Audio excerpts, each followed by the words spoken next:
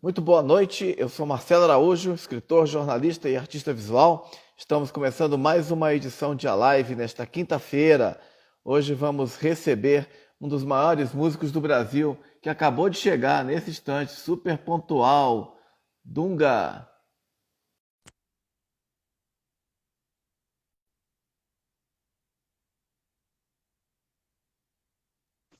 Opa, boa noite, Dunga, tudo bom? Fala, Marcelo, tudo bem? Você me ouve bem aí? Tudo Tudo certo? ótimo, tudo certinho. Obrigado aí. Em Bacana. primeiro lugar, obrigado aí por você ter aceito o convite de participar dessa live aí para falar da sua trajetória artística. Valeu Imagina. demais. Pô, foi um prazer aí, um prazer pelo convite. Foi um convite difícil, né? Você já vem me convidando há um tempo, mas eu estava todo enrolado com essa pandemia louca aí que a gente está passando, trabalho e. Mas, pô, adorei o convite. É a primeira vez que eu estou estreando na live, você é a primeira vez que eu faço uma live. Que legal. E acho que a experiência vai ser bacana, assim. Estou preparado para as perguntas.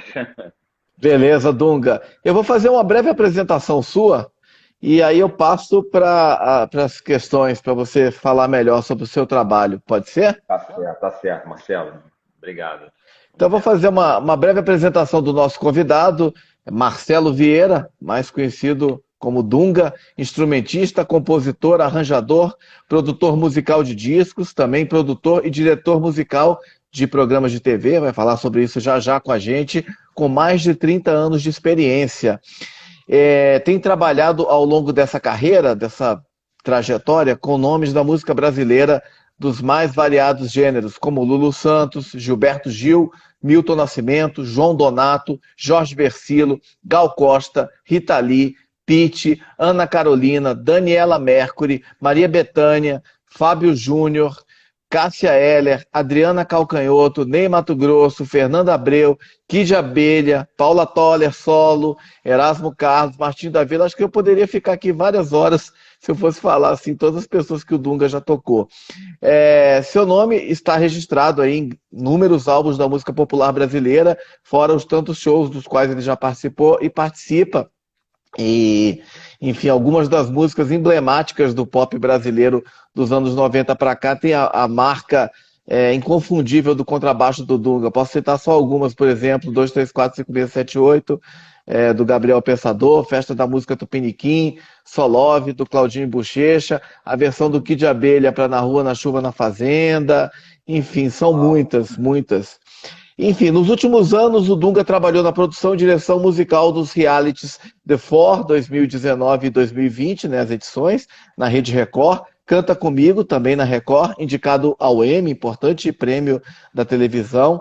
Dancing Brasil, Brasil na Record. O próximo número um, que inicialmente era exibido no YouTube no ano passado e agora também está no Multishow.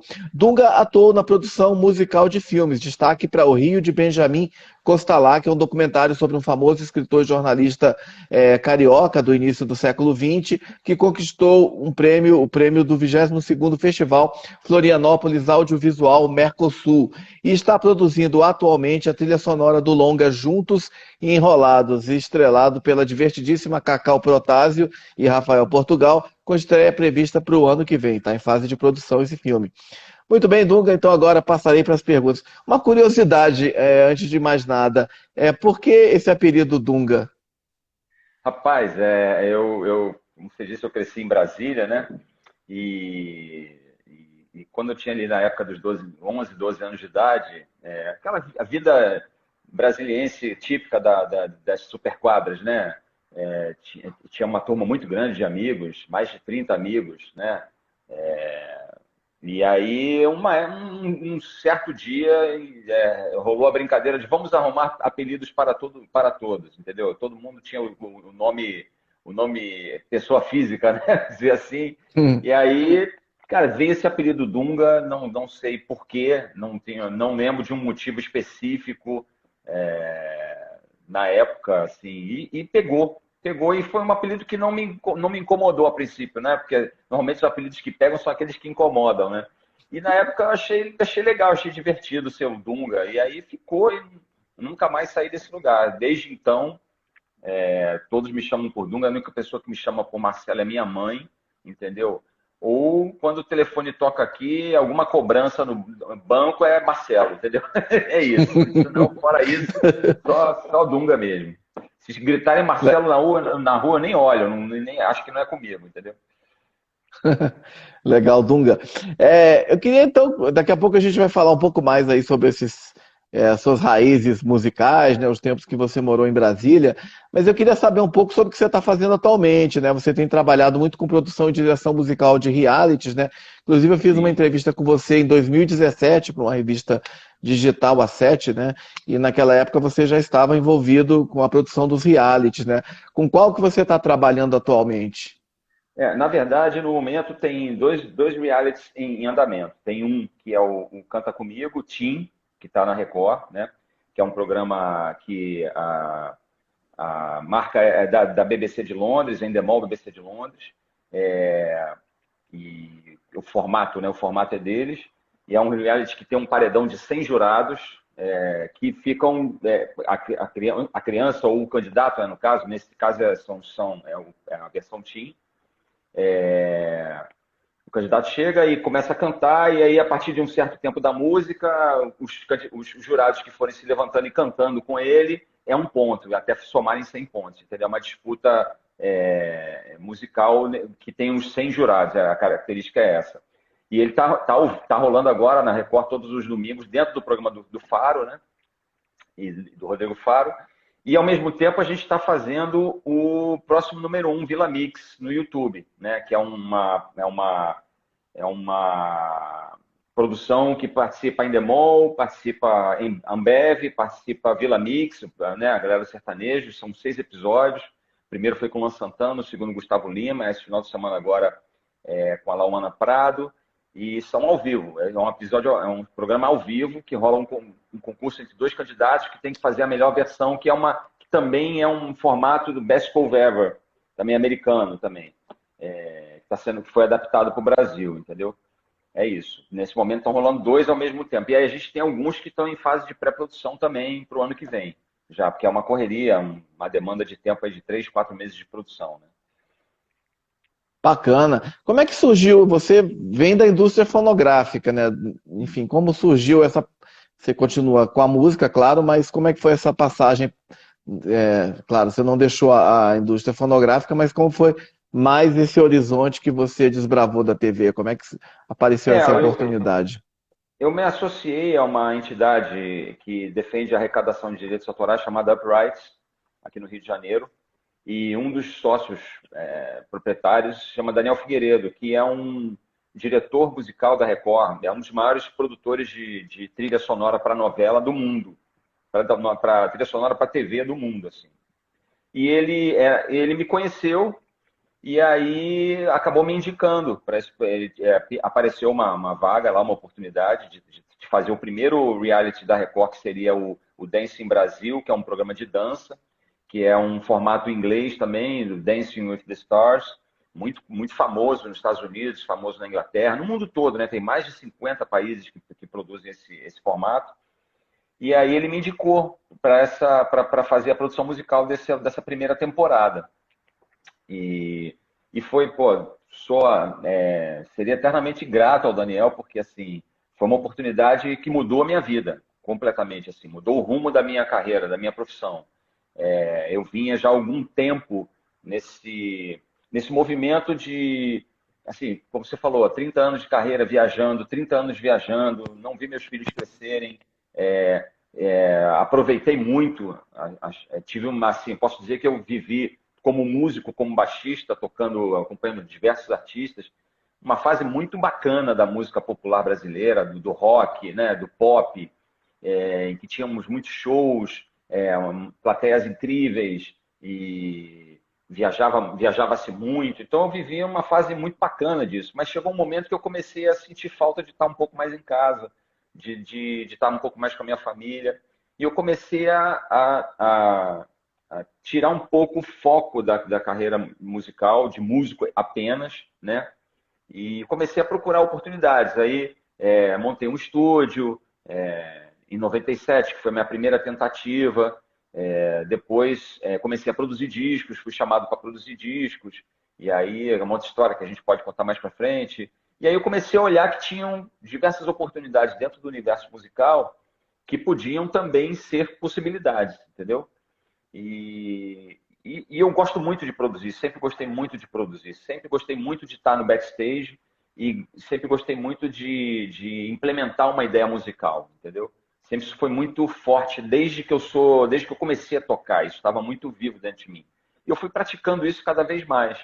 Eu acho que a oportunidade que apareceu da Record me chamado, da Daniel Figueiredo ter me indicado, foi uma mudança estratégica na minha carreira, assim, que eu acho que ia chegar um momento que eu ia realmente querer parar de tocar, e como músico, você parar de tocar, você não vive, né? É isso, na verdade é essa. É difícil, é complicado. Então, foi assim que tudo aconteceu. E aí deu muito certo, e aí é história, entendeu? Já de 3, 4 anos já que a gente está fazendo isso, que eu faço isso. Uhum. Só para o pessoal assim que não é músico, né? Qual que é o papel num reality, né? Como os que você está trabalhando, da direção musical e da produção musical? O reality, cada um tem um formato específico, né? Como eu te falei, o Dance em Brasil é uma competição de dança, né? É até apresentado pela Xuxa, que foi também uma grande oportunidade de conhecer essa pessoa maravilhosa. Foi muito bom ter podido ter participado dessa mudança na carreira dela também. Foi muito importante. O Dance Brasil é um programa que ela considera muito importante na carreira dela. E pô, foi maravilhoso ter podido estar perto disso. É, então, cada formato tem as suas peculiaridades, né? É um programa de dança, você tem que, nesse caso, pensar. Primeiro tem uma conversa com os diretores, tem a direção geral do Dance, que é do Rodrigo Carelli, tem o diretor Marcelo Amick, que é um apaixonado por música, que era o diretor daquele programa Bem Brasil, de domingo de manhã, da TV Cultura, e é um cara que é apaixonado por música. Então a gente tem essa conversa, reunião de equipe, e tenta achar, dentro do estilo musical proposto para aquele episódio, ou para aquele candidato, achar pegar uma música, como por exemplo, uma música do Michael Jackson, e transformar ela em samba, entendeu? E dar esse sabor da música, dessa transformação dentro do andamento que o estilo musical exige, dentro de um aspecto, possibilidade do candidato, se ele vai conseguir cumprir aquela tarefa de fazer, porque é uma coisa bastante complicada, o cara tem que aprender a dançar muito rápido. Então, assim, a produção, a musical, ela enxerga todo esses elementos, né? Que não são só elementos musicais também, são elementos que têm a ver com a capacidade, a possibilidade do artista, da música, do espaço. Assim, é muito interessante. Já num programa como o The Four ou o Canta Comigo, que são programas de competição musical de canto, essencialmente, né? Você também tem que achar por exemplo, tentar criar arranjos das mesmas músicas que todo mundo conhece, mas que estejam próximos do estilo do candidato, né? Às vezes o candidato é um candidato sertanejo, mas cai para ele uma música que não é do universo dele. A gente tentar chegar a essa canção, uma canção do Roberto Carlos, virar um hip hop, entendeu? Então, tem essas características que são pequenos desafios que vão aparecendo em cada programa, que são muito interessantes, assim. Então, o que faz a emoção da parada toda é exatamente esses desafios, entendeu? E a urgência que tem uma quantidade gigantesca de música. E tem uma característica também. Isso tudo tem que ser uma música de 4 minutos, 3 minutos e meio, que é um padrão da música que toca no rádio hoje em dia. Ela tem que ser transformada em 1 minuto e meio. E aí, dentro desse 1 minuto e meio, ela tem que ter a parte A, a parte B da música, o refrão, voltar e fechar no refrão de novo. Então, tem assim, é um estudo, é um estudo. Mas você vai pegando a manha, né? É isso. Não sei se eu fui Legal. claro. Não, bastante didático. Em relação, por exemplo, aos candidatos, né? Assim, que na sua opinião, com quem está trabalhando, de quem está lá no backstage, acompanhando, quais são? Você falou assim, não só aspectos musicais, né? Quer dizer, às vezes a gente vê esses programas realmente são grandes talentos, assim, vozes, inclusive surpreendem, né? Vozes de crianças, Sim, né? Cantando perfeito. muito. Mas assim, que qualidades, junto com as musicais, você acha que são importantes para esses candidatos, para, enfim, participar, competir, ter chance, né? Se tornarem competitivos? Sim, tem uma característica que é muito, muito importante, que é a questão da psicologia, né? Que a gente, como músico, a gente exercita isso desde que a gente começa a tocar. Porque a música mexe com emoção o tempo todo, tanto na troca com a plateia, quanto na troca com o artista. E também é uma característica que eu sempre me interessei, eu sempre fui muito próximo do entendimento daquele momento. Eu nunca tive dificuldade de lidar com a crise do artista, por exemplo. Um artista que chega num dia de manhã para uma gravação, ele não está bem. Aquela gravação, provavelmente, ela tem tudo para dar errado, né? Então, se você se comporta com um olhar, tentando enxergar a dor desse artista, por que ele está daquele jeito, mas ele tem que cumprir aquele horário porque o estúdio é caro, porque tem uma equipe inteira ali, mas aquele não era o melhor dia para ele estar fazendo aquilo.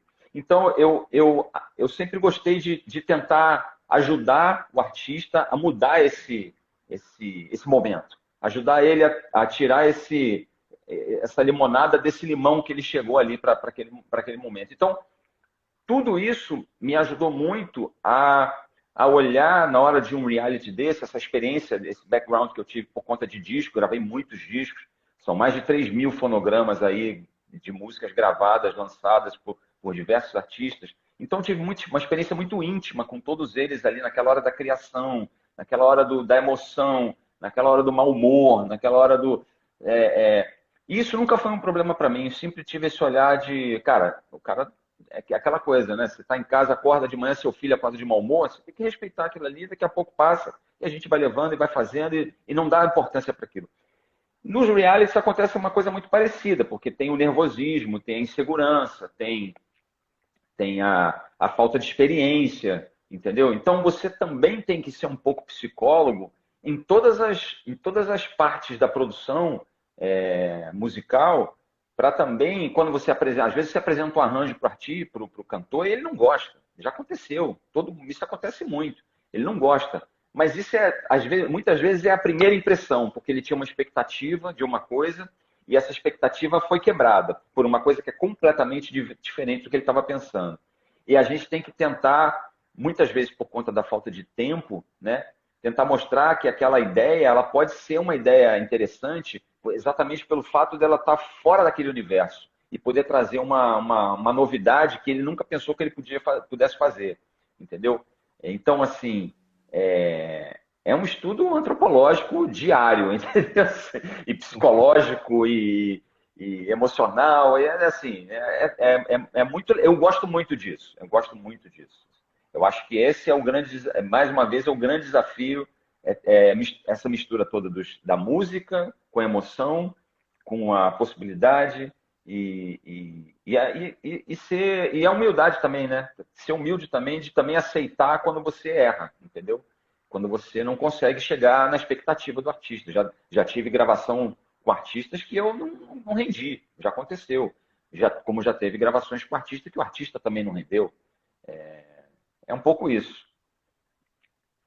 Dunga, nesses anos que você está fazendo, trabalhando com televisão, tem alguma história assim curiosa, emocionante, marcante desses? Com certeza deve ter várias, mas tem alguma que você lembra assim Tem tantas. imediatamente que você contaria, Eu estou destacaria? tentando lembrar uma aqui, né, assim, que eu destacaria.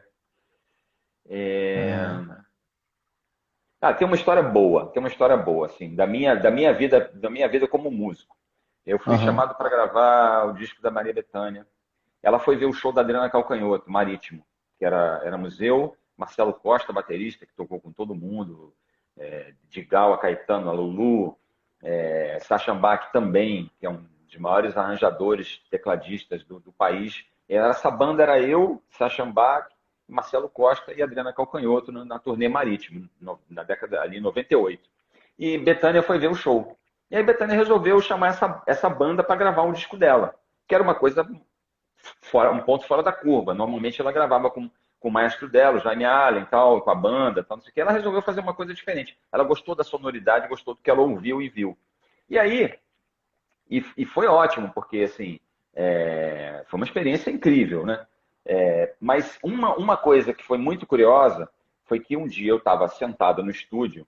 O estúdio tinha um corredor grande que você entrava e virava à esquerda, tinha a porta do estúdio para você entrar. E lá no fundo tinha uma cozinha que tinha um sofá que ficava lá, tinha uma mesa para você comer, para a galera fazer um lanche lá, né? Era quase um lounge assim que tinha no final do estúdio. Eu estava de manhã esperando o Bethânia chegar para gravar e eu sabia qual era a música que eu ia gravar, do disco A Força que Nunca Seca. Inclusive era essa música, que é do Chico César. E eu estava sentado tocando violão, eu gosto de tocar violão, e estava tirando a música assim, mas fazendo uma coisa minha, pessoal, quase que um arranjozinho ali de violão. E fiquei curtindo a música, vai ser assim, mas pensando no baixo, não estava nem pensando, o violão não era a coisa mais importante. Deitado no sofá, literalmente deitado no sofá, tocando violão. Eis que chega o técnico de som do estúdio, o engenheiro de som do estúdio, com o produtor Guto Graçamelo, maravilhoso, com quem eu aprendi muito, grande produtor musical da Globo, de discos aí de milhões e milhões de cópias, é uma outra história. Chega Guto com o engenheiro de som, com o microfone, bota do meu lado e fala: Dunga, não sai daí, continua tocando. E trouxe um fone de ouvido. Eu falei: mas o que aconteceu? Vocês estão malucos? O que houve? Eu falei: Bethânia chegou, ouviu lá da porta o seu violão e falou assim: eu quero esse violão. Esse que Dunga está tocando. Quem está tocando violão? Dunga. Dunga, quero que Dunga toque esse violão do jeito que está. Ele está onde? Deitado no sofá. Grave agora esse violão. Entendeu? E assim, esse violão com uma corda velha, que era um violão, aquele violão que ficava no canto do estúdio lá, encostado. Esse violão, uma corda velha, comigo deitado no sofá, no lounge lá do estúdio, é o violão que está dessa faixa de Bethânia, entendeu? E assim, eu tenho um orgulho gigante de ter feito isso, porque gravei violão e baixo nessa música. É uma história que eu acho bastante curiosa, assim. Legal, legal, Dunga. E em relação ao cinema, né? Você trabalha com a televisão e também tem tido experiências com trilha sonora. Uma com esse filme premiado, né? Esse documentário. E agora você está produzindo a trilha sonora de um filme de ficção, né? Como é que está essa experiência?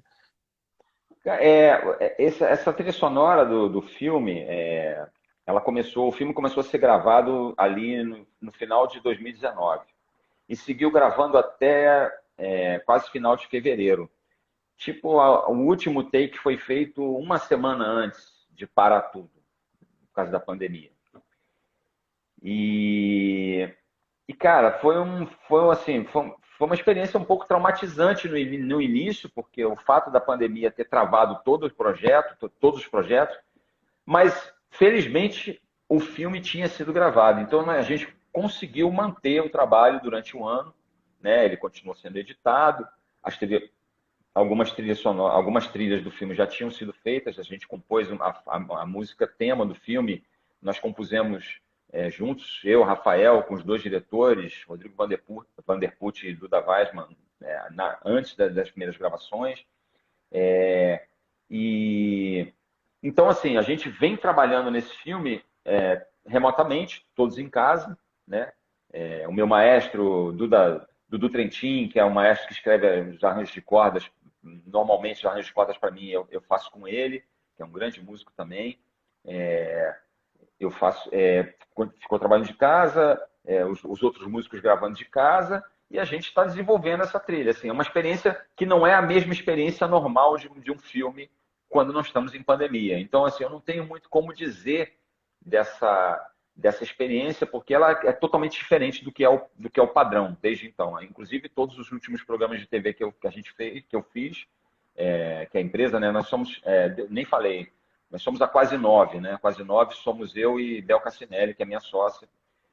A Quase 9 praticamente tem feito tudo remotamente, entendeu? A gente tem produzido de casa direto. Então, assim, a experiência é muito diferente. Eu não sei muito dizer para você, totalmente fora do padrão. Hoje mesmo eu estava falando com o mixador do filme e a gente trocando ideias de como que a gente ia gravar o violão do Rafael Portugal, ele de casa, ele lá em São Paulo, o engenheiro de som em São Paulo e eu aqui no Rio de Janeiro, assim. estamos aprendendo, é um novo normal, entendeu? Uhum, e fica já uma. Quem sabe isso se transforme já numa nova forma de fazer também, né? Enfim, já que a É pandemia uma forma, trouxe algumas mudanças, né? Enfim. sim, a gente começou a trabalhar muito em casa, né? Eu desmontei meu estúdio, trouxe ele para dentro de casa. Tem um estúdio aqui montado na sala, no meio da sala de casa, que a gente tinha um estúdio, acabou desmontando e trazendo para cá. E, é porque a Bel Cassinelli, que é minha sócia, também é minha esposa, entendeu? A gente é casado. Uhum. Então trouxemos tudo para cá, estamos trabalhando aqui desde então. Isso mudou muito a forma de trabalhar, com certeza. Mas, ao mesmo tempo, a gente viu que é possível se fazer, por exemplo, quando a gente precisar de um estúdio grande para fazer uma gravação grande, a gente vai para o estúdio, entendeu? Mas é possível essa comunicação, ela ficou mais fácil essa comunicação. Às vezes eu consigo fazer arranjo com músicos através do Zoom, entendeu? A gente senta, conversa, começa a ter ideias e trocar ideias, como se estivéssemos presencialmente. Claro que o presencial é muito diferente, mas não quer dizer que o remoto também não seja uma possibilidade interessante, entendeu? Porque é isso, são formas diferentes de pensar. A gente achou um caminho, e eu acho que a gente. O último, esse Canta Comigo, que a gente está. O Canta Comigo Team, que a gente está fazendo, que está no ar agora, a gente teve que produzir 270 músicas em mais ou menos 40 dias. Foram 270 canções produzidas em mais ou menos 40 dias. Um trabalho insano. Achei que não íamos conseguir por conta do remoto. Mas, cara, conseguimos entregar. Foi difícil entender o processo, mas depois que a gente entendeu o processo, a gente conseguiu entregar e entregamos bem. Eu estou muito satisfeito com o resultado. Legal, uma bagagem, né? Que por conta de um fator, né? Que é um fator que a gente não tem controle, né? A pandemia, obrigando as pessoas a ficar em casa, mas ao mesmo tempo você acaba usando da criatividade, do talento e busca novas Sim, soluções, sim, né? sim, sim. Soluções as mais incríveis possível, entendeu? Assim, de todos os tipos. Baterista gravando no estúdio, eu ouvindo a gravação aqui. Cara, foi uma loucura. Candidatos cantando de casa, né? Na final do The Fork, foi o programa que, que a pandemia entrou, a gente estava no 8º episódio, tínhamos mais 2 ainda. Fizemos os candidatos cantando de casa. Eu posso dizer que acho que o The Fork foi o primeiro programa que fez live com os cantores em casa, entendeu? Porque a gente estava exatamente no momento, né, da pandemia e o programa precisava seguir. Então a gente fez uma final, os cantores cantando de casa, a Xuxa apresentando de casa, a gente tocando do estúdio, foi interessante, foi no braço, porque era assim, era muita novidade. Agora tá relax, agora tá tranquilo. Interessante, né? Muito aprendizado, né? Porque a partir dessas experiências, né, como você está falando, algumas coisas podem inclusive ficar, né? Enfim, porque você falou, quando precisar de um estúdio, vai para um estúdio, passando pandemia, claro, as pessoas, presencial, mas às vezes em algumas situações, né, pode se fazer, usar dessas inovações pós-pandemia, né? Eu sempre fui muito fã de tecnologia, né, Marcelo? E assim, já fiz muita trilha sonora em banco de ônibus, viajando pela estrada, muita trilha sonora em banco de avião, viajando Rio, Portugal, sabe? Eu sempre gostei da tecnologia e sempre investi nisso, entendeu? Então tem sempre um setup que viaja comigo. Eu faço locução também, então estou sempre com um microfone na mochila, uma interface na mochila, um teclado na mochila, um computador equipado com bons programas, plugins, entendeu? Então eu realmente eu uso muito Dropbox. Eu sou assim um Dropbox heavy user, entendeu? Então a minha vida toda, todos os projetos que a gente fez aqui, que a Quase 9 fez, tudo está no Dropbox. Então assim a gente tem teras e teras e teras e teras de material que eu posso usar e acessar em qualquer lugar do mundo, entendeu? Então, a tecnologia me ajuda muito nisso. Já mandei arranjo de dentro do avião, pelo Wi-Fi do avião, para o cantor ouvir, para saber se estava no tom, para tirar tom, entendeu? Assim, eu acho que a tecnologia está aí para isso, para ajudar a gente a facilitar. Então, quando a pandemia chegou, eu já estava muito. Não foi muito difícil, entendeu?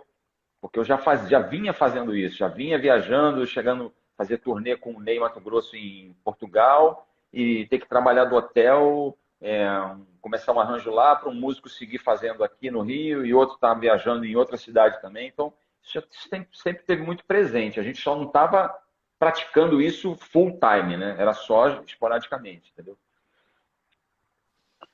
Bacana, Dunga. E o que que você acha dessas plataformas, né? Assim, você que é um homem da tecnologia, né? Inclusive hoje é uma coisa curiosa, né? Porque eu estava até conversando com uma artista ontem, uma violinista pelo Instagram, e ela falando do lançamento do disco dela e tal. Eu fui ouvir o disco dela, muito bom do Spotify. E aí eu perguntei, como é que eu compro o disco? Ela falou, tem no Spotify, mas o físico não saiu ainda. Outro dia eu também recentemente conversava com uma cantora também lá da Dinamarca e ela falava isso, músicas estão saindo só no Spotify, talvez ano que vem eu lance um vinil, mas por enquanto é só digital, quer dizer, a coisa física, muita gente nem lança mais. O que que você acha disso? Assim, eu sou da época do vinil, né? Assim, eu tinha minha coleção de vinil, que está até hoje na casa da minha mãe, aí em Brasília, né? Nunca trouxe para o Rio. Mas, assim, eu não quero ser. Não é uma visão pessimista, né? Assim, porque eu acompanhei todo esse processo da digitalização, né? Quer dizer, da criação do CD. Quer dizer, eu comecei a gravar discos em 1900 Olha, acho que o primeiro disco que eu gravei foi em Brasília ainda. Um projeto aí em Brasília, com Renato Vasconcelos, tecladista, Renato Vasconcelos, maestro Renato Vasconcelos. E eu acho que foi em 88, cara. Acho que foi em 88 isso. Assim, então eu vi essa transição do vinil para o CD. Quando eu cheguei no Rio de Janeiro, quando eu comecei a viajar, já em Manaus começaram a aparecer os primeiros CDs lá em Manaus, aquele Discman da Sony pequenininho, e a gente já comprou, aproveitou que era barato, comprou lá em Manaus. Então assim, acho difícil hoje. Eu acho lindo, por exemplo, outro dia minha filha mais nova falou, pai, cadê aqueles seus CDs, não sei o quê? Aí eu tinha uma caixa fechada aqui, grande aqui no armário, com mais de 1.200 CDs que eu tinha, falei, tá aqui. Foi legal ela pegar e pincelar algumas coisas dali de dentro, entendeu? Como é que eu ouço? Falei, você pode ouvir no seu computador, que ela tem um iMac lá, que bota lá o CD, e eu falei, você pode ouvir aqui e tal. E ela curtiu a onda. Mas, mas a vida não deixa, né?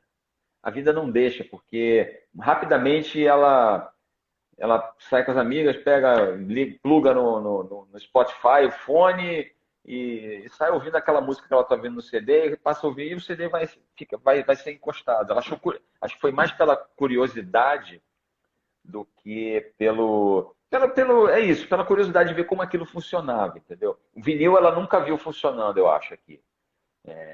Então, eu gostaria de ter um vinil, um aparelho de vinil, mas a vida, cara, a quantidade de coisas na vida que a gente tem que ter e comprar nisso aqui, eu, como eu te falei, sou do tecnológico. É difícil separar uma hora para comprar um vinil e botar um vinil para tocar. Eu acho que eu vou pegar esse dinheiro e vou gastar e não vou acabar não usando. Eu adoraria, porque eu sou do vinil. Eu cresci no vinil. Eu tirava comecei a tocar baixo tirando as músicas no vinil. Aí eu desacelerava o vinil, desafinava o baixo para poder tocar, ouvir a música mais lenta para poder tirar nota por nota, entendeu? Mas eu acho difícil, a indústria eu acho que ela migrou mesmo. Ela migrou para o. Eu sinto muita falta das fichas técnicas dos discos, das artes dos discos, sabe? Hoje é tudo muito. É tudo ali, uma fotinha dentro da tela do iPhone, do celular, né? Eu acho que a música perdeu a continuidade. A gente ouvia disco e ouvia todo lado A, todo lado B, todo lado A, todo lado B, né? Hoje em dia a gente ouve uma música de um artista, ouve outra música de outro artista. Você não ouve a obra mais, né? A obra ela tinha uma sequência, uma sequência lógica de composições, de comunicação, uma música com a outra. Eu fico pensando hoje a minha filha ouvindo o Abbey Road, sabe, dos Beatles, e não vai entender aquilo, entendeu? Aquelas músicas conectadas umas com as outras, e ela não vai entender, ela vai achar, cara, pai, essa música é desse tamanho mesmo, de 20 minutos, entendeu? É isso, eu acho que a indústria mudou, acho que e a gente não pode ficar chorando isso porque é fato, entendeu? Eu acho, né? Pode ser que as coisas voltam, mas voltam de uma forma nostálgica, eu acho. Elas voltam de uma forma nostálgica. Você tem CD? Você tem CD em casa? Rapaz, até hoje eu compro CD e vinil. Eu tenho aqui uns 3.000 vinis e uns 2.000 CDs. Até hoje eu compro. Mas eu Que ouço bom, que bom. Spotify, porque, enfim, é também coisas que não saem e tal, e é muito acessível. Uma coisa acho que não exclui a outra, né? Sim. Eu assim, hoje eu estava ouvindo, eu estava dirigindo e ouvindo Van Halen, que foi uma das bandas da minha formação musical, né? E eu lembrei dos meus vinis que estão na casa da minha mãe. Eu ouvia o som no som, no coisa, eu falei, eu duvido que esse som aí no vinil ia estar com essa sonoridade aí. Era muito maior, eu sei que era muito maior, entendeu? Era muito maior. A sujeira gerava o analógico, né, gerava esse som maior, né? Gravei muito com fita, né, de 2 polegadas em estúdio, né? Então, assim, é diferente, mas é pior? Não posso dizer que seja pior. Você vê discos aí, sei lá, eu ouço discos aí de gente nova, sei lá, Billie Eilish, eu ouço as coisas tão incríveis, todo gravado no digital, dentro do quarto dela com o irmão, na casa dela. E é um super som, entendeu? Mixagens incríveis, sonoridades incríveis. Então, assim, eu acho isso, eu acho que o lado nostálgico me pesa, assim, eu sinto saudade. Mas a realidade eu acho que é outra. Para o mercado é inviável, entendeu? É inviável. Realmente é inviável. Legal, Dunga. Já que você falou de Brasília, você falou de vinil, falou da sua coleção que está na casa da sua mãe na capital do país, né? Eu queria saber um pouco sobre as suas origens, né? As suas raízes musicais, né? O tempo que você morou em Brasília e depois foi mudou para o Rio e tal. Como é que foi o seu aprendizado musical, né? Você já começou no baixo, foi pro violão, né? Como é que você Cara, eu teve acho que eu aula quero. particular? Então, eu acho que eu quero contar uma história um pouco maior do que você espera que eu conte. Não sei Não, estou não aqui sei se à sua disposição, por eu vou favor. ser muito. Eu sou nascido no Rio de Janeiro, né? Nasci no Rio de Janeiro, em Padre Miguel, subúrbio do Rio de Janeiro. Subúrbio mesmo. Minha família da minha mãe, minha avó era lavadeira, meu avô era pedreiro, a família do meu pai, meu avô, ele era capataz de fazenda no interior do Pernambuco. Minha avó casada com ele veio 2 anos antes para o Rio de Janeiro como retirante, né? E 2 anos depois a família veio para o Rio de Janeiro também. E todos se conheceram ali em Padre Miguel. Então, todo ano minha mãe sempre ouviu muito rádio AM, porque ela cresceu, ela pegava o trem da Central do Brasil para ir para o trabalho no centro da cidade, né? Era Padre Miguel até o centro, são mais ou menos 40 quilômetros de distância, 40, 50 quilômetros de distância. Então ela ouvia, tinha aquele radinho de pilha que ela ia no trem ouvindo, né? E ela cresceu com paixão pelo rádio. Então, assim, lá em casa de manhã, era a manhã inteira o rádio AM ligado. Aí no caso em Brasília, né? Me lembro dos cobras, os cobras da notícia, tinha os programas de rádio às 6 da manhã, que era só de música sertanejo regional, né, que tocava Tonico Tinoco, tocava. Bem, era muito.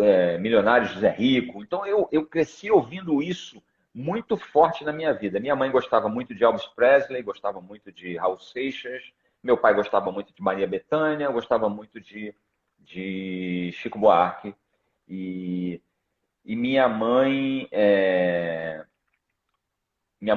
de vez em quando aparece. O primeiro disco do Guilherme Arantes, né? Ela comprou, porque ela gostava do Guilherme Arantes. Então, assim, são formações musicais meio bagunçadas, assim, mas que foram muito importantes para mim. Frank Sinatra, minha mãe amava Frank Sinatra. Al Johnson, minha mãe amava Al Johnson. Assim, e tinha uma coisa curiosa, que quando eu vinha passar as férias no Rio de Janeiro, A casa da minha avó, das minhas avós era muito perto de um clube famoso aqui no Rio, na época em Padre Miguel, chamado Creibe. E no Creibe tinha os bailes funks ali da época, década de 70, né? E nesses bailes funks, quem se apresentava? Tony Tornado, Tim Maia e Cassiano, e aí vai embora, entendeu? E eu me lembro de ficar na janela da casa da minha avó, ouvindo aquelas músicas. Eu pirava, aí tinha como é que fala? Os discotecários, né, que tocavam James Brown, tocavam. Então, assim, era uma informação musical que não tinha em Brasília, né? De fato, não tinha em Brasília nem na minha casa. Então, tinha essa mistura do sertanejo de manhã, essa mistura do final de semana, Roberto Carlos, Frank Sinatra, Maria Bethânia, Raul Seixas, Guilherme Arantes, Luiz Gonzaga. Minha mãe gostava de comprar os discos do Luiz Gonzaga. Quando eu vinha para o Rio, tinha essa farofa aí musical, né, que eu ouvia. Meu tio gostava também, o irmão do meu pai gostava muito de música black americana, então ele ouvia muita coisa de... Caramba, eu esqueci o nome dos artistas. Eram artistas que não eram muito famosos aqui, mas era uma coisa bem... mas tudo bem. E aí eu cresci com a música em mim, gostava muito de música. Eu me lembro de eu imitando o Elvis Presley em casa, cantando e tal. E aí um dia eu resolvi, nessa época do Dunga, né? Resolvi aquela coisa, né? Eu era muito tímido, muito fechado e era o dia inteiro jogando bola, não sei o quê, mas era um garoto muito tímido. E aí eu resolvi, como é que eu vou me aproximar das meninas, né? Eu falei, vou tocar violão, porque tinha um irmão de um amigo meu que morava em cima de mim, que tocava violão. Eu falei, esse é o caminho. Aí comecei a aprender a tocar violão com ele, assim, mas nada de aula. Eu ia na casa desse meu amigo, que morava no apartamento de cima, e a gente ficava tentando tirar as músicas que ele tocava muito bem, de fato, tentando tocar. E aí isso foi evoluindo. Aí eu morava ali no Bloco I, atrás do Teatro Galpão, né? Que era um lugar efervescente ali na 308 Sul. Então eu vi aquele movimento de feira de música segunda-feira. Então aquela galera do rock, a feira de música era uma coisa maravilhosa, porque a feira de música era apresentada, era um projeto até do Neio Lúcio, acho que é isso, Neio Lúcio. E a feira de música, ela misturava de tudo, né? Misturava de punk, a heavy metal, a seresta, a samba. Então tocava de tudo. Então aquela galera ficava ali embaixo do bloco. Então, de vez em quando eu descia com a minha mãe para passear com os cachorros, eu via aquele povo estranho ali. Eu estudava no colégio militar, não tinha muito pouco contato com isso, mas eu tocava meu violãozinho lá com a galera. E um dia, esse meu amigo que morava em cima de mim, o Peu, vamos montar uma banda? A gente adorava Beatles, minha formação musical. Aí desculpa, eu pulei etapas, né? Minha formação musical Não. é essencial. Depois dessa época da minha mãe, comecei a ouvir Beatles. De Beatles fui para Van Halen, Iron Maiden, AC/DC, Beatles e Beatles e Beatles e Beatles. A minha paixão eram os Beatles. Quando na oitava série ali no colégio militar, que pintou essa conversa minha do meu amigo da gente montar uma banda, eu tinha 15 anos ali, sentou na minha frente, no primeiro dia de aula, o Mac William. Ele também estava no colégio militar. Ele sentou e eu prontamente achei ele simpático, engraçado. O Mac sempre foi muito engraçado. E aí eu falei, pô, cara, eu tô procurando um baterista para montar uma banda, porque somos dois guitarristas, tocar violão e outro com violão, mas não tinha nem guitarra, né? Qualquer coisa. Aí o Mac falou assim, eu toco bateria, eu sou baterista. Eu falei assim,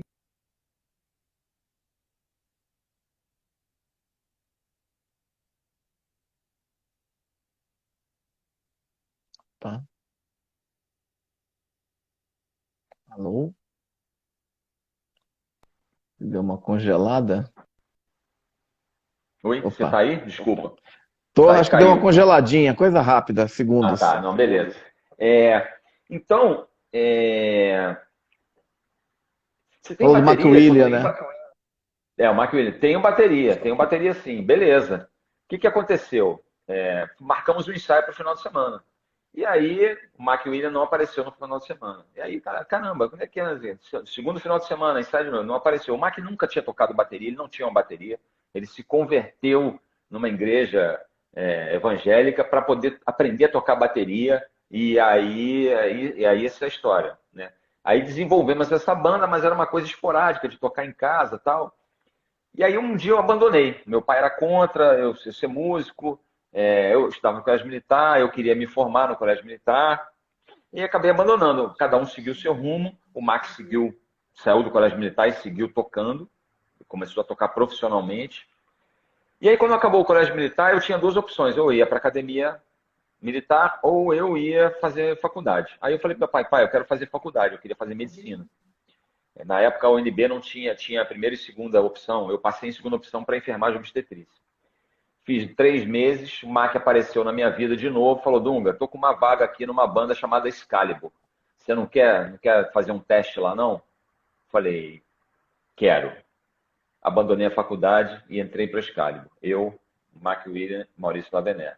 Daí veio o Habeas Corpus, com Pierre Derne, e daí minha vida foi embora. O Mac foi quem me apresentou para Cássia Eller, né? Foi quem ele já tocava com ela, e falou, cara, tem um trabalho aí com uma cantora muito bacana, ela é meio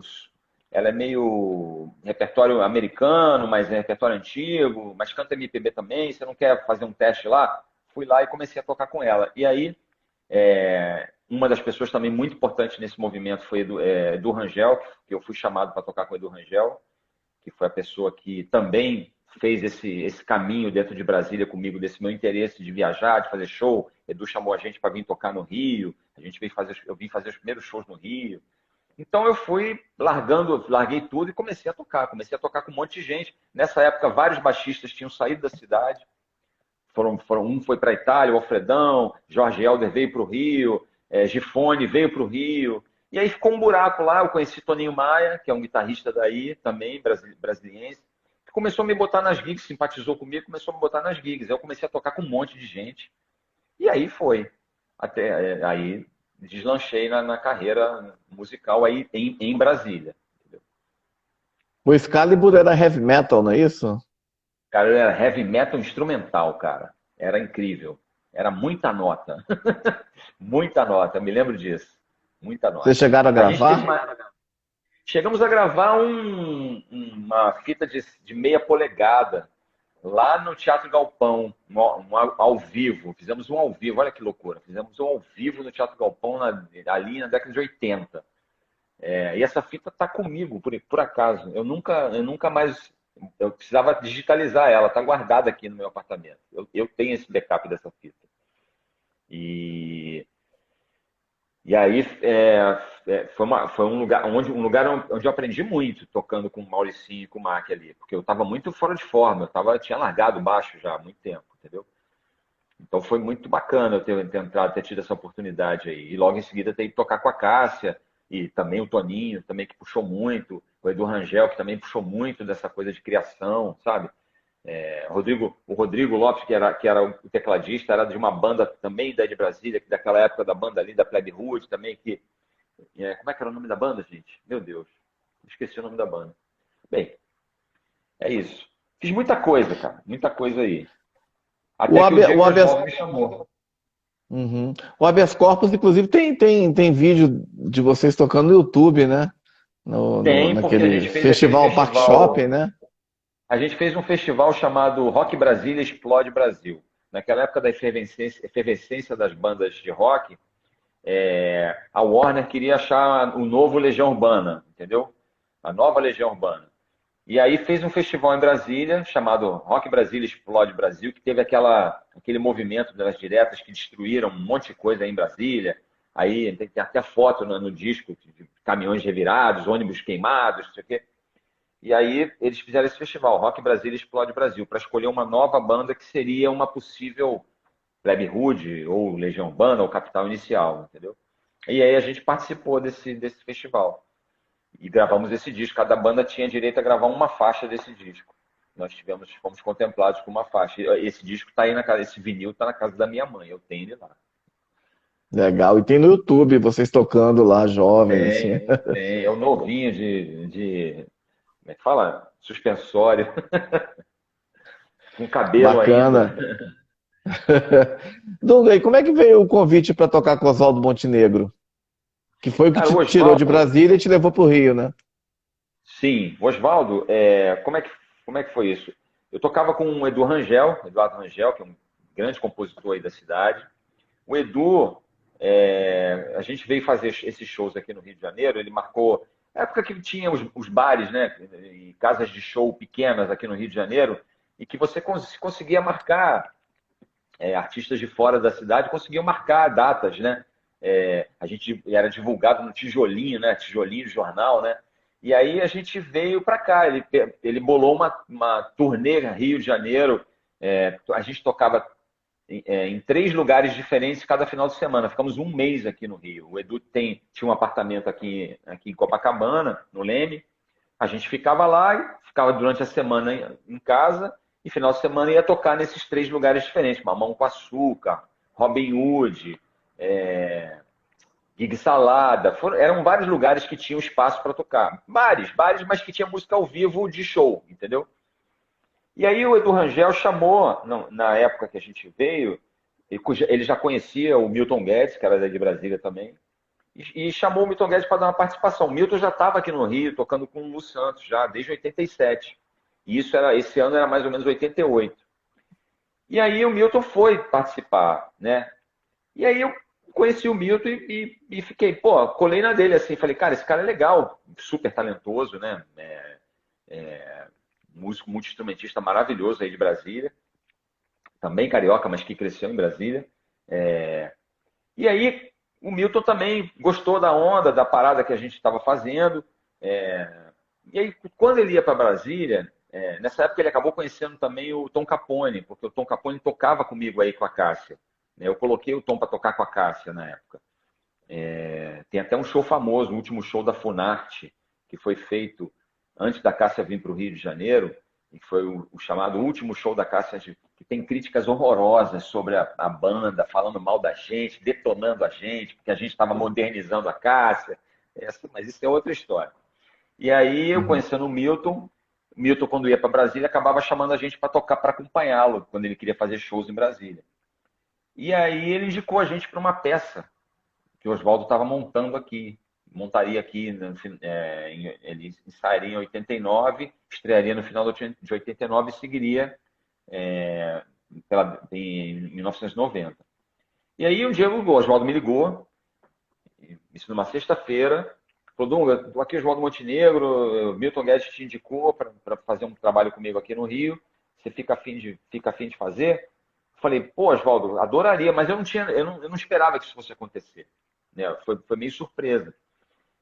E estava rolando um festival em Brasília, Festival Latino-Americano de Arte e Cultura. E nessa época eu estava tocando com Renata Arruda, Cássia Eller, Rubi, Invoquei o Vocal, Pierre Derni, estava tocando com um monte de gente nesse festival.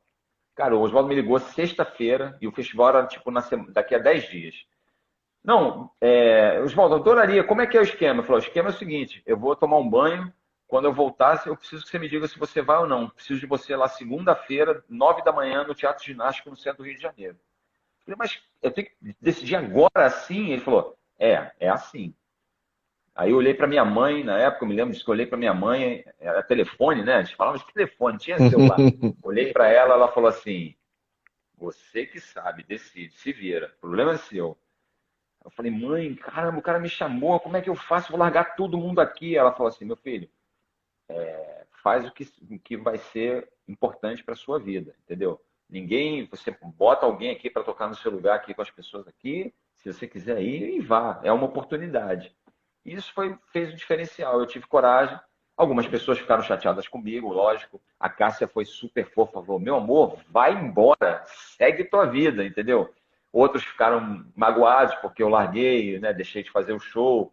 Mas, cara, era uma oportunidade que eu não podia perder. E eu sempre quis, eu sabia que ia chegar eu tinha uma noção, uma intuição de que eu ia chegar um momento em Brasília que ia chegar um limite, eu ia chegar a um limite que eu não ia conseguir mais evoluir, que eu precisava ir para um eixo Rio, São Paulo.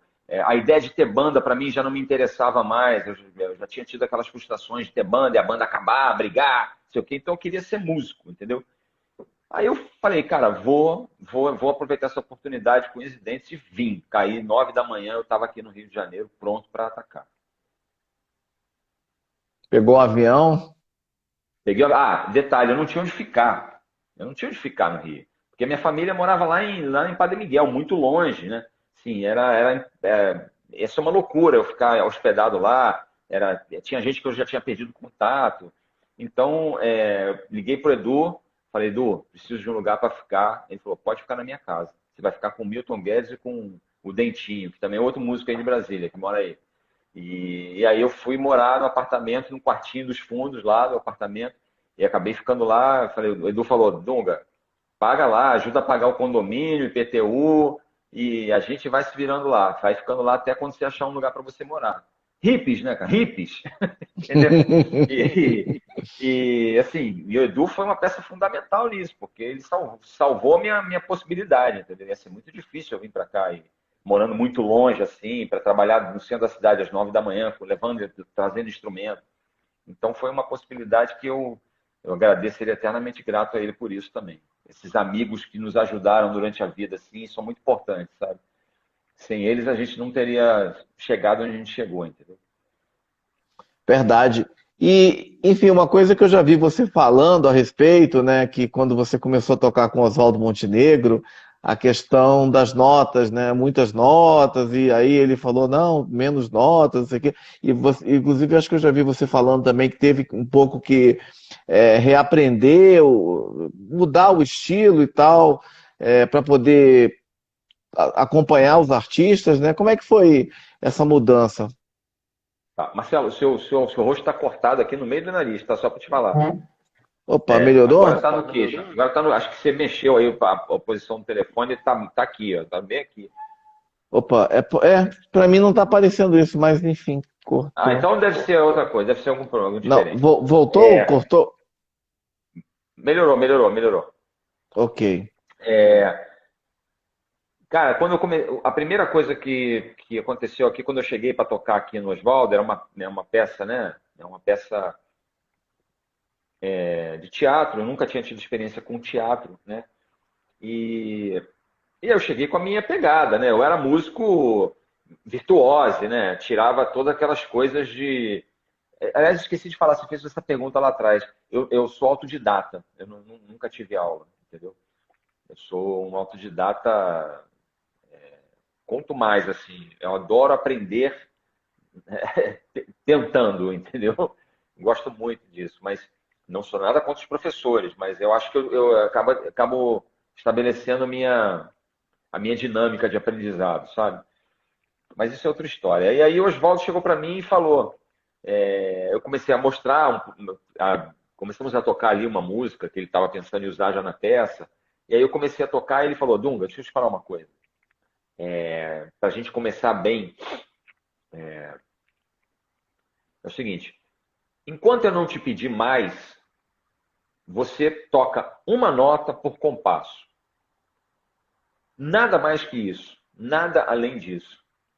Então a música é tom, tom, pom, tom. Isso para mim foi um inferno. Entendeu? Foi um inferno. Eu falei, cara, isso é tudo que eu não quero fazer na vida. Eu quero tocar, eu quero mostrar para as pessoas que eu toco. Era um elenco que tinha 15 bailarinas lindas, entendeu? Eu queria me exibir para essas meninas. Estava chegando no Rio de Janeiro, entendeu? Eu falei, quero tocar, deixa eu tocar. E o Oswaldo falou, não, você vai tocar uma nota por compasso. Quando eu te pedir mais, aí você toca 2 notas por compasso. Cara, isso foi fundamental para mim, porque ele me tirou. Eu estava indo para uma direção e falou: você vai por aqui agora. Você vai por essa estrada escura, você vai por aqui e você vai achar uma luz no fim de tudo. Você acredita que você vai. E eu sempre fui muito disposto, né, a aprender. Sempre fui muito aberto a aprender. Então eu falei: foi difícil para mim, muito difícil, mas eu acabei cedendo a essa tentação de, cara, por que esse cara que tem experiência, que gravou esses sucessos todos, que tem um elenco aqui de 30 pessoas aqui ouvindo ele falar com respeito, entendeu? Por que eu não vou ouvir esse cara? Deve ter um motivo para essas pessoas estarem aqui. Então eu falei, vou seguir, vou ver até onde vai dar isso. Isso foi fundamental, porque é, pra, existem, né? A música ela tem mil possibilidades. Mas para fazer o que eu queria fazer, que era ser músico, que toca música pop, que acompanha artistas, que grava discos, é, às vezes a técnica mais apurada, ela deixa, não que ela não seja necessária, mas ela deixa de ser essencial, porque o que você precisa é mostrar música, entendeu? Então, assim, o virtuosismo, ele não bate bem com a simplicidade da música pop. A música pop precisa de uma outra pegada, entendeu? E assim, óbvio que o meu virtuosismo que eu tinha na época, eu era o rei do slap, eu tocava, eu era muito rápido. Isso tudo me ajudou a ter a técnica para poder chegar a lugares que um músico medíocre não conseguiria chegar. Isso foi muito importante. Mas aprender a tocar menos, aprender a tocar pouco, foi essencial para mim. Foi essencial. A minha filha mandou um beijo aqui para mim, está assistindo a live. Uhum. Foi essencial. Oi Rava. É, e então essa coisa de tocar pouco foi muito importante, que mudou totalmente o panorama e me ajudou muito a poder chegar nesses lugares que eu cheguei gravando com artistas, porque eu chegava sem a prepotência de chegar e querer mostrar muita nota, virtuosismo. Cheguei a fim de mostrar musicalidade, de me adequar dentro da ideia, de me adequar dentro da expectativa que o artista tem, entendeu? Então isso foi muito importante, foi uma mudança radical no meu foco musical, entendeu? Você tocou quanto tempo com Oswaldo Montenegro? Com Oswaldo eu toquei 2 anos e meio. 2 anos e meio. Aí, aí um dia eu estava ensaiando com o Milton Guedes e o Lulu foi ver o ensaio. O Milton já tocava com o Lulu. O Lulu foi ver o ensaio. E aí, porra, o Lulu foi o primeiro show que eu vi na minha vida, foi o Lulu Santos. Eu fui ver um show dele, era ele, Robertinho de Recife. Ele e Robertinho de Recife no Teatro da Escola Parque. Pensa bem isso. Uhum. 1984, entendeu? Isso era 1984. Foi o primeiro show que eu vi. Quando eu vi o Lulu, eu falei, cara, esse cara é demais, eu quero tocar com esse cara um dia. Quero poder. Era Marcelo Susequinde no baixo. Eu não lembro quem era o baterista, mas era assim, era um power trio. E, cara, eu olhei para ele, depois do show, me lembro da Scarlett Moon ajudando ele a desmontar o equipamento, catando os pedais. Aí o Mac pediu um autógrafo para ele escreveu na baqueta do Mac, vai fundo que é raso. Eu lembro disso tudo. O Mac deve ter essa baqueta guardada até hoje. E mudou muito, assim. Então, quando o Lulu foi no ensaio do Milton, e aí ele ficou observando e tal, e aí a gente teve um intervalo, aí uma hora ele levantou e foi lá dentro tocar guitarra. E né, na época era o Tom Capone também, o guitarrista dessa banda do Milton, era eu no baixo e o Tom Capone na guitarra. E aí eu falei, cara, agora é a hora. Aquela coisa lá de 83 é a hora. Eu entrei no estúdio sozinho, o Lulu estava tocando guitarra, eu comecei a tocar baixo com ele. Aí ele olhou para mim, né, com aquele olhar de garoto ousado, né? E aí que é o estilo do Lulu, que garoto, que esse garoto ousado, vem que ele vem fazer aqui. Mas ele gosta dessas coisas, ele gosta disso. E aí eu comecei a levar som com ele, cara. E isso, ele gostou disso, gostou dessa desse desafio, de eu ter a ousadia de ir lá tocar com ele, entendeu? E eu conhecia um pouco daquele repertório ali que ele começou a tocar e deu muito certo, né? É... E aí, daí seguiu. Então foram 2 anos com o Oswaldo, daí o Lulu me conheceu e um ano depois ele me chamou para tocar com ele. Um ano depois ele me chamou. E aí também mudou a minha vida 1000%. Entendeu? Porque o Lulu foi um cara que, diferente do Oswaldo, depois desse show que ele foi no ensaio, ele viu o show, ele me chamou e falou assim: Dunga, eu preciso dizer uma coisa para você. Você toca muito bem, mas o seu som não é bom. Você toca muita nota, olha só, mesmo assim eu ainda tocava muita nota. você precisa mudar isso, você precisa mudar aquilo, você precisa ouvir isso, você precisa ouvir aquilo. Eu fiquei deprimido, falei, puta, fudeu, eu nunca mais vou tocar com o Lulu, porque o Lulu odiou. Ele me viu tocando e odiou, né? Aí, a minha namorada na época falou pra mim, cara, você tem duas opções. Você pode ouvir o que ele disse e filtrar a parte, né, que é um pouco, né, tem muita nota fora, falou muita coisa, mas filtrar o que realmente ele tem razão, ou atacar o foda-se, entendeu? Você tem essas duas opções. E realmente eu comecei a filtrar e vi que ele tinha razão em muitas coisas. E aquilo ali, e ela falou isso também, ela falou assim, e se ele está falando isso para você, é porque ele gostou de você, porque ele não perderia tempo falando isso para você. Eu falei, tem razão. Eu acabei filtrando aquilo ali, algumas coisas que eu achava que ele não tinha razão. Eu ignorei, outras coisas que eu vi que ele tinha razão. Eu me aprofundei, estudei, melhorei. E com o tempo ele foi vendo essa minha tentativa de mostrar para ele que eu estava correndo atrás. Acabou que um dia ele me chamou para tocar com ele. E também foi um divisor de águas da minha vida, entendeu? Quer dizer, porque aí eu comecei a gravar, as pessoas.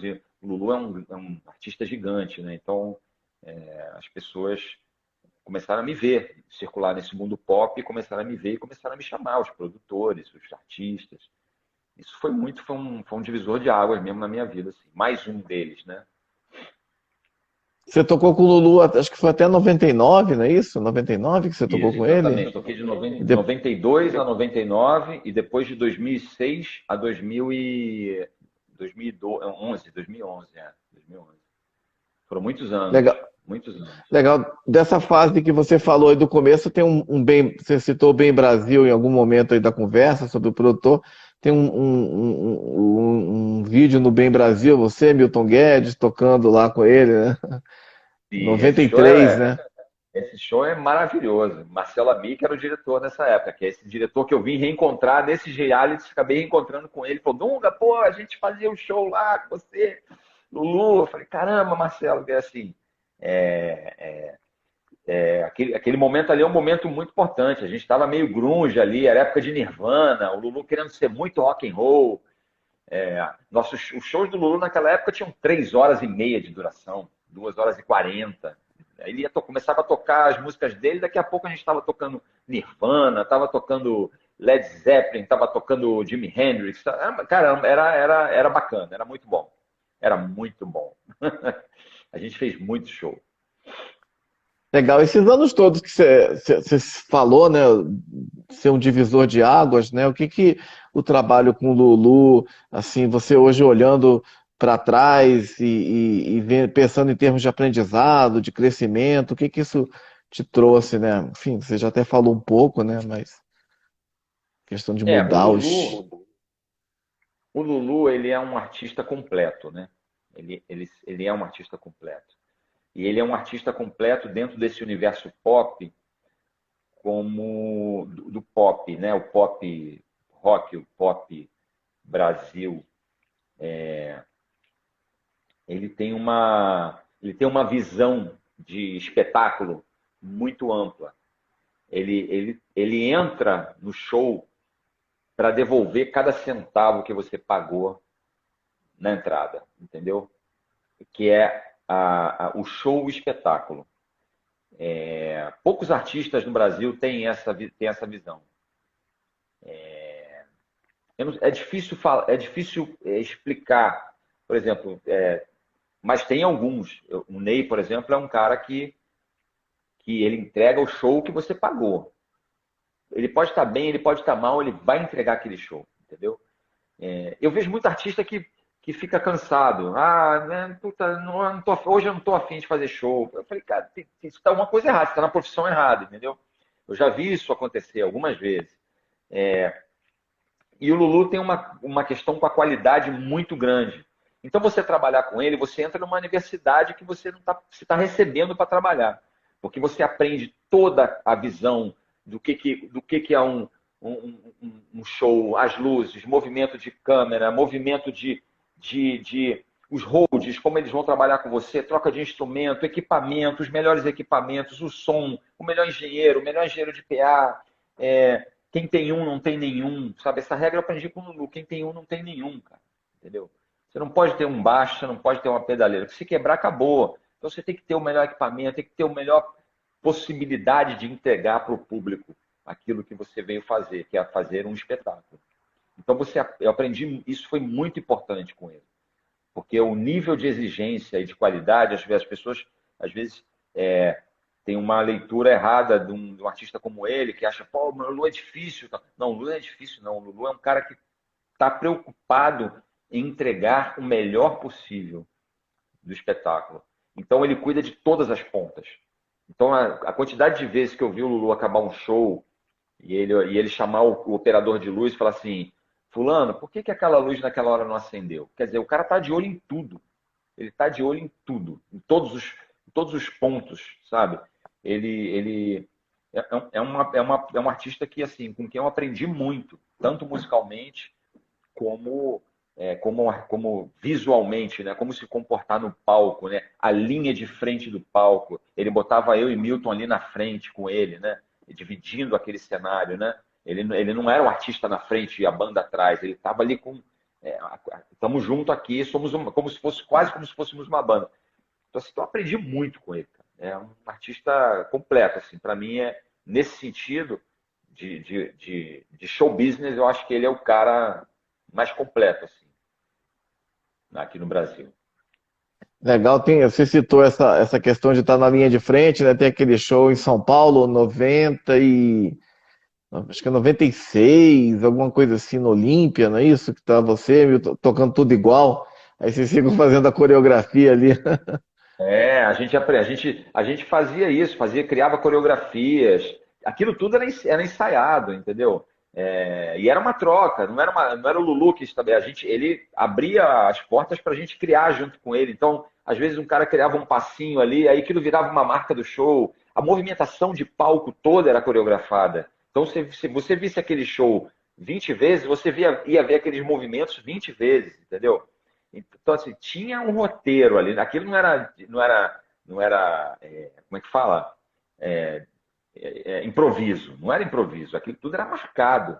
E as marcas eram muito importantes, entendeu? Quando a marca não rolava, a gente, por que aconteceu? Por que não fez? O que houve? Então, assim, é isso. É a preocupação de entregar aquele espetáculo da melhor maneira possível, sabe? É legal você lembrar disso. Eu era o rei do passinho, inventava passinho, aí o Lulu ficava tentando pegar o passinho, aí às vezes ficava meio desengonçado a gente tentando acertar, mas no final a gente acertava e ficava bom, virava marca. Muitos músicos achavam aquilo estranhíssimo, entendeu? Pô, o Dunga fica dançando no palco, que é isso? Eu falei, bicho, o show é o show, né? Eu visto a camisa do show, se o show tem que dançar, eu vou dançar. Se o show tem que cantar, eu vou cantar, entendeu? Era isso. Pô, olha, eu estava sempre vestindo a camisa, sempre vesti a camisa do show e do artista. Acho isso importante também. O músico não ser aquele cara que está ali só para fazer o que ele tem que fazer, que é tocar um instrumento, entendeu? Acho que a gente tem que se envolver com o espetáculo. Então, eu sempre acreditei muito nisso. Legal, Dunga. E você, assim, eu até falei no começo, né? Se tem um pouco de uma lista, né, de tantos artistas que você já tocou, né?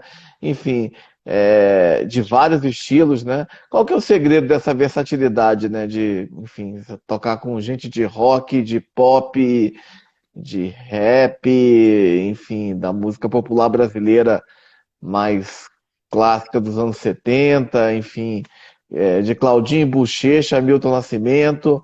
Qual que é o segredo, assim, para tá sempre chegar e colocar seu baixo ali daquela forma, fica tão boa assim, né? Enfim, independente do estilo, do gênero.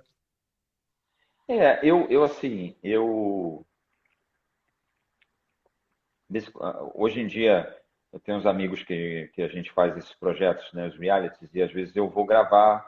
Eu tenho gravado pouco, nos realities eu quase não toco. Normalmente eu chamo alguém para tocar baixo no meu lugar, porque eu preciso ficar ali dirigindo na produção, né? A banda, é isso. Então, assim, mas às vezes eu vou gravar. E às vezes as pessoas, esses músicos, falam, porra, você tem que gravar mais, porque pô, é tão legal ver você tocando, né? E eu falei, cara, mas é isso, mas eu falo muito que nem o Ney, eu vim aqui fazer minhas palhaçadas. O Ney fala muito isso, né? O Ney tá todo paramentado na coxia antes de entrar no palco, para fazer aquele show lindo que ele faz, fazer aquelas coisas todas que ele faz. Mas ele lida com aquilo de uma forma muito, muito simples. Ele é simples. Então, na hora de entrar, ele fala assim: então, gente, eu vou ali fazer minhas palhaçadas. E entra e faz aquele show maravilhoso. E eu sou muito simples também. O meu playing como músico, como baixista, ele é um playing muito simples, entendeu? E eu sempre tive os ouvidos muito abertos para a música. Então, assim, e nunca tive preconceito, que eu acho que é o mais importante. Eu acho que eu consegui tocar desde Netinho, a Daniela Mercury, a Maria Bethânia, a Milton Nascimento, a Claudinha Buchecha, a Lulu Santos, a Oswaldo Montenegro, a, a Adriana Calcanhoto, a Gilberto Gil. Eu consegui fazer isso porque, primeira coisa, eu acho que eu tive a sorte de ter muita influência musical da minha família, de ouvir. Eu não tenho músicos na minha família, né? Mas de ter ouvido, estar com os ouvidos abertos àquilo, e principalmente não ter preconceito. Eu não tive preconceito dentro de casa, de nenhum tipo. Então, assim, isso foi muito importante para ter a liberdade de ouvir, de escolher, de fazer. Apesar do meu pai ser militar e ele não querer que eu fosse músico, o meu pai nunca teve preconceito com nada, entendeu? Eu nunca tive uma questão racial, uma questão de se é gay ou se não é gay, se você vai tocar com alguém, se você não vai, se fuma maconha, se não fuma maconha, se cheira cocaína, se não cheira cocaína. Eu estou te dando aqui os caminhos, né? E você escolhe os seus caminhos, os melhores caminhos. E com a música foi exatamente a mesma coisa. Assim, a música para mim foi muito, muito livre. E eu acho que é mais importante a essência disso que eu estou te falando. Eu acho que é não ter preconceito com nenhum estilo. Eu gravei com Roberta Miranda, adorei ter gravado com Roberta Miranda, entendeu? E foi um dos discos que mais me rendeu direitos conexos, que tocou que nem louco no Brasil inteiro, entendeu? Tomava um susto quando vinha o pagamento de direito conexo desse disco. Falei, caramba, bicho, Roberta Miranda toca no Brasil inteiro, né? Se o Fábio Júnior, entendeu? Assim, eu nunca tive preconceito e acho que isso que é o mais importante. Eu acho que a música, ela tem que ser universal. E eu acho que o músico, ele não pode olhar para a música com preconceito, entendeu? Porque se assim, se tem alguém, eu falo muito isso, às vezes eu já dei algumas palestras, se tem alguém que quando ouve na boquinha da garrafa começa a dançar, isso tem um propósito, entendeu? Isso não importa. Isso tem um propósito, tem alguém que precisa ouvir aquilo para ser feliz, para se divertir, sabe? Então, assim, a música ela não pode ser. Ela não pode ter preconceito, ela tem que ser livre.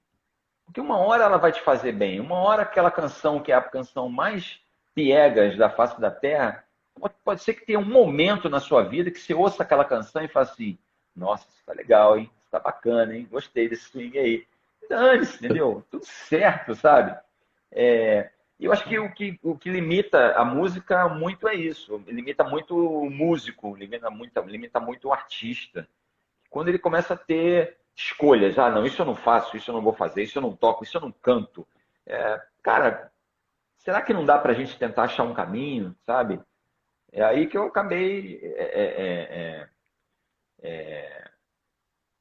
acho que tendo essa possibilidade de gravar tantos estilos diferentes, entendeu? Bacana, Tem uma Dunga. gente, tem E uma amiga minha aqui falando que eu posso dançar na boquinha da garrafa. Eu não sei quem foi, eu acabei de ver. Eu não sei quem foi. As os pessoas comentários vão. Dunga, quais foram os baixistas que te influenciaram e que te baixistas que influenciam, me né? influenciaram. Primeiro, assim, quando eu realizei o que era ser um baixista, né? A primeira pessoa que foi Paul McCartney, sem dúvida nenhuma. Né? Um dos maiores de todos, né? Inspiração musical, como compositor, como como cantor, como intérprete, então assim, o Paul foi uma formação muito importante, que bebeu muito na água de James Jamerson, que era o baixista da Motown, que foi o grande baixista de todos esses hits famosos, aquela linha de baixo que eu toco em meu Deus, na música do Gabriel Pensador com Lulu. É astronauta? Maresia. Maresia. Maresia, sente aquela tom. Que é a mesma linha de baixo de Just My Imagination, né? Eu repliquei aquela linha de baixo e botei em cima nessa música, que é produzida pelo DJ Memé. E essa linha de baixo é do James Jamerson, que foi o grande cara que influenciou muita gente. Então esse cara me influenciou muito. Eu fui saber disso depois, que depois eu vim conhecer James Jamerson depois. Aquelas linhas de baixo da Motown todas eram ele. A linha de baixo de Marvin Gaye de What's Going On, né, do Marvin Gaye, a linha de baixo dessa música foi feita com James Jamerson sentado, deitado no chão do estúdio, bêbado, tocando aquela linha de baixo de primeira, entendeu?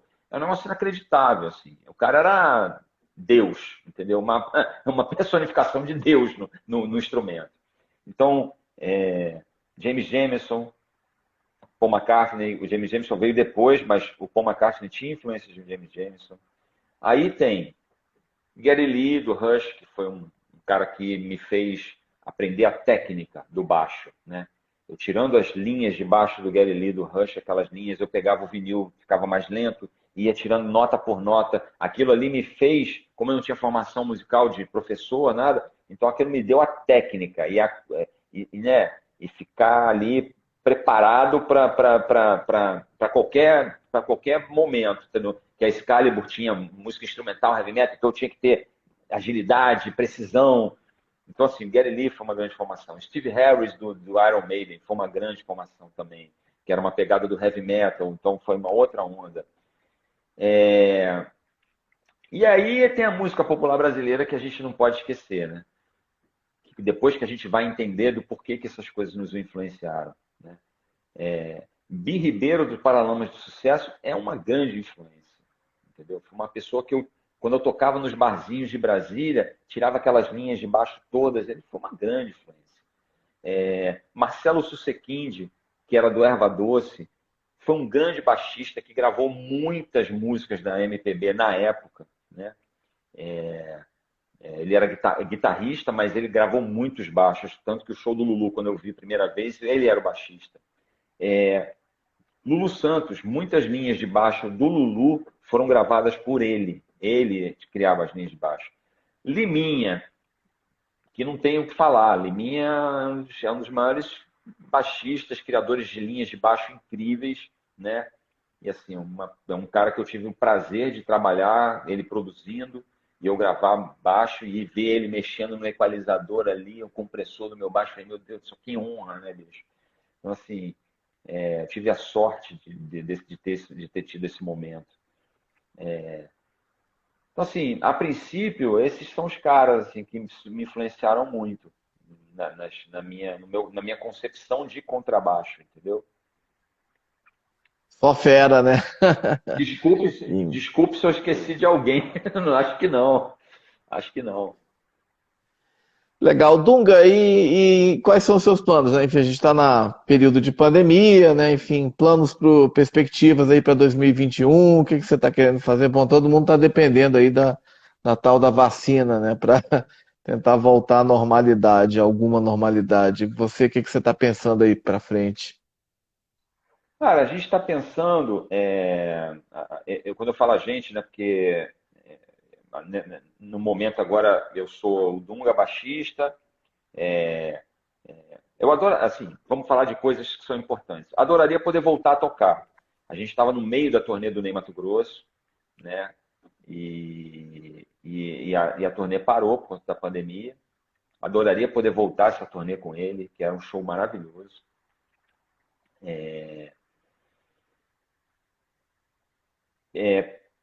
Mas assim, mas como eu te disse antes, o meu foco hoje e da empresa, né, que é a Quase 9, que é a nossa empresa, O foco hoje é a gente produzir cada vez mais. A gente desenvolveu uma linha de produção que não só trabalha com a música em si, que é a produção de arranjo, não sei o quê, mas a gente tem toda uma cadeia, tanto de pré-produção, como da produção em si, como da pós-produção. Então, assim, o Canta Comigo hoje, esse reality que a gente faz para a Record, a gente passa por todas as etapas de produção musical, inclusive a finalização. E o áudio que vai para a TV, o loudness dele é feito por nós, entendeu? Então eu estou muito focado em aumentar essas possibilidades, sabe? Não só da produção musical em si, mas da finalização desses produtos. Estou muito interessado em melhorar o som do produto. Eu vejo muita coisa no cinema, vejo muita coisa na televisão, com som ruim. Às vezes você não consegue entender o que está sendo dito, às vezes você não consegue entender o que está sendo tocado. Cansei de ver coisas que vão para a internet, vão mono, sabe? Quer dizer, você gasta rios de dinheiro numa produção, aí quando vai para o ar, aquele detalhe da produção todo foi jogado fora, entendeu? Então, cuidar dessas etapas da produção me interessa muito hoje, sabe? Ajudar a melhorar a qualidade do som que as pessoas ouvem em casa, né? A gente tecnologicamente evoluiu a gente é muito mais atrasado, né? Porque as coisas chegam aqui depois. Então a gente acostumou para largar a televisão de tubo com aquela caixa de som atrás, que o som era muito ruim, demorou muito tempo. As pessoas, agora que estão começando, a qualidade do áudio começou a ter uma certa evolução para a televisão, né? Apesar de que aquele negócio, a gente faz disco e a garotada ouve com aquele fonezinho branco lá no fone de ouvido, e a masterização, aquelas horas de equalização, mixagem, aquilo tudo se perde. Mas isso é outra história. Mas assim, eu estou muito interessado nisso, assim, de oferecer o serviço de acompanhar todas as etapas de produção musical e finalização do produto, entendeu? Eu acho que isso é uma possibilidade. A gente tem uma equipe que trabalha com a gente, de engenheiros de som, de músicos, de masterizadores. Então, assim, a gente entrar nesse rol de cobrir todas as etapas do produto e entregar um produto de qualidade, entendeu? Essa é a minha... E a pandemia me ajudou a enxergar isso muito bem, assim, a mapear isso muito bem. Eu estudei muito durante esses 8 meses, estudei muito, fiquei muito enfiado na internet, lendo e aprendendo. Então, esse é meu desejo, assim, evoluir nesse sentido, entendeu? Não sei se Bacana, ficou claro. bacana. Ficou claríssimo. Dunga, eu queria te agradecer imensamente por você ter estado aqui hoje. A gente já está aí há quase 100 minutos, se eu não me engano, conversando, Jura? assim, 100 foi minutos? fantástico te ouvir, Bacana. mais de 1h30 ouvindo assim esse músico talentosíssimo, um dos maiores músicos brasileiros, um dos maiores baixistas brasileiros, uma grande figura, não só também um músico excelente, mas assim uma figura de extrema generosidade, de extrema gentileza, simpatia, carisma. Eu sei que tem essa sua agenda atarefadíssima, você reservar esse tempo precioso para estar aqui hoje falando. Muito obrigado, te agradeço de coração aí por mais uma vez poder ouvir a sua história, agora nessa live registrando, que vai ficar aqui salva no Instagram, depois YouTube, etc. Mas muito obrigado, te agradeço demais. Pô, Marcelo, obrigado pela iniciativa aí, pela insistência, porque eu sei que eu fui difícil por causa dos horários aí, Imagina. né? Mas assim, a iniciativa sua de fazer essas lives eu acho maravilhoso essa ideia, porque a gente precisa mesmo trocar ideias, entendeu? Eu acho que o mais importante que você está trazendo, assim, você me deu uma oportunidade incrível, que assim, eu já pensei em fazer coisas na internet, já vinha pensando em fazer há algum tempo, já há alguns anos, inclusive. Mas essa live me trouxe uma luz de que isso é possível, né? É possível a troca de ideias, né? E trocar ideias boas, né? A gente não está aqui, a gente não está falando de política, a gente não está falando de pandemia, a gente tá falando de música e assim, e eu adoraria ver pessoas falando de música do jeito que a gente falou aqui, né? De experiências, de possibilidades.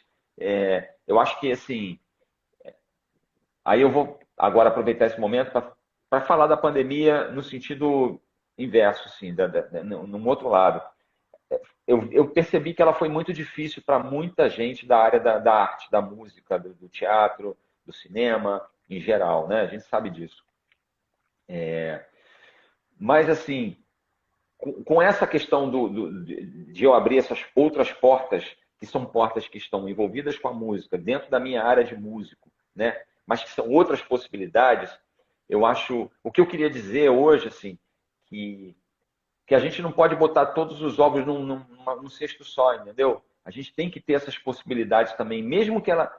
você não precisa sair da música, ou você precisa sair do teatro, para fazer coisas de teatro, para fazer coisas que têm a ver com música, para fazer coisas que têm a ver com cinema. Você pode ter outras oportunidades. Eu vi muita gente que estava focada numa coisa só a vida inteira e que quando chegou a pandemia ficou sem saída. E eu acho que isso é muito importante. Eu queria passar essa mensagem para as pessoas. Invistam nos seus talentos, entendeu? Mas não foquem apenas em uma coisa. Abram suas cabeças. Existem outras oportunidades e elas precisam ser encontradas para que num momento como esse, em que num país como a gente vive, com essas questões todas sociais, as pessoas não fiquem fora do mapa, entendeu? Que foi o que aconteceu com muita gente. Tem gente que saiu do mapa e talvez não volte nunca mais, né? A gente sabe disso, entendeu? Eu acho isso, eu queria dar essa mensagem assim, não sei se ela soa um pouco prepotente, espero que De maneira não, alguma, mas eu de maneira queria alguma. dividir isso. Que talvez a gente passasse sem falar da pandemia e ficasse uma coisa também um pouco de descaso, assim, porque a gente viveu uma crise muito forte agora. Mas eu acho isso, acho que a gente tem que achar caminhos, entendeu? Em todas as profissões existem outras possibilidades dentro do seu talento. É isso. Legal, Dunga. Belas palavras. Enfim, acho que justamente uma intenção desse projeto, agradeço aí as gentis palavras que você falou sobre esse projeto, mas a intenção é justamente trazer, desde que eu comecei, experiências assim, belas experiências, trajetórias de sucesso, vitoriosas, de cultura, de arte, não só de outras áreas também, mas nesse momento, como você fala, que está tão difícil, gente saindo do mapa, gente, às vezes, sem ter até renda para pagar as contas básicas, né? Muita gente deprimida, triste, problemas mil. Poder ouvir histórias como a sua, ouvir uma mensagem como essa que você falou agora, né? Isso, às vezes, para uma pessoa pode fazer uma diferença muito grande. Para uma pessoa que está numa situação, como se fala, de risco, né? De tristeza, de depressão. Então, o objetivo é isso, é trazer grandes histórias como a sua, belas histórias, e obrigado aí por essas palavras também tão interessantes que você falou agora, que eu acho que podem estimular mesmo quem está aí, quem nos ouviu agora, mas também essa live vai ficar salva e outros poderão assistir, ouvir, tá certo? Obrigado mesmo. Obrigado, Marcelo. Foi um prazer gigante falar aí com você, tá? Prazer Conte imenso. comigo. Quando quiser de novo, a gente faz outra aí. Ué, você também, então estamos aí, a hora que você quiser. Estamos aí. Dunga, muito obrigado, te desejo assim, sucesso aí com seus projetos, na televisão principalmente, que é o que você está dando gás total agora. Muito obrigado mesmo, sucesso para você com a música, com tudo que você fizer na sua vida aí. E valeu mesmo, vamos em breve conversar mais aí. Uma boa noite aí para você. Valeu, Marcelo. Para você Queria também. agradecer. Um abraço. Obrigado. Eu só para finalizar, queria agradecer as pessoas também que participaram aí da live. Várias pessoas entraram aí ao longo da nossa conversa, mandaram mensagens para você. Obrigado mesmo, gente. Eu sou meio off live, eu não sabia onde que tinha pergunta, para mim não aparecia. Às vezes vinha coisa de WhatsApp, gente, se eu não respondi, é porque eu realmente não entendi ainda como é que funciona. Na próxima eu vou tentar ser mais... Vai passando meio rápido também. Às vezes a gente pega alguma coisa. Uhum. Beleza. Mas tá bom, Dunga. Tá bom, Marcelo. Valeu, Um abraço, cara. tá? Abraço, hein? Valeu. Tchau. Valeu. Tchau, valeu. Tchau.